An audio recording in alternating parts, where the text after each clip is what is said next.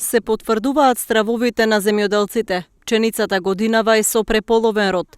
Од многу влага до многу суша изминатите месеци ја одредија судбината на струмичките полиња со жито. Со мали приноси и стандардно несигурен пласман и цени, за земјоделците житото станува се понеатрактивна култура. Жито, не, слабо ќе. У полето жито нема да има. Жито ќе горе, дека крх. Тука е многу вода, жито станува глуво, не може да се изгои од многу влага. Се расипува.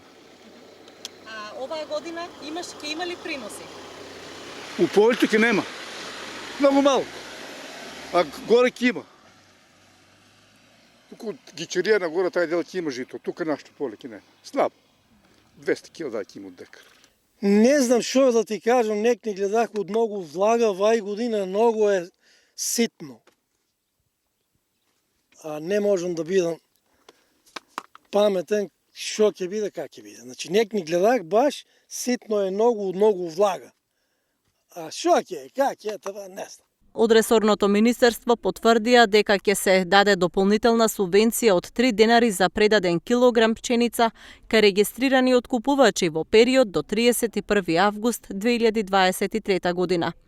Од Министерството велат дека мерките кои владата ги усвои на седницата на 11 јули представуваат континуитет во поддршката на домашното производство, што е главна цел на Националниот план за производство на храна што беше донесен минатата година.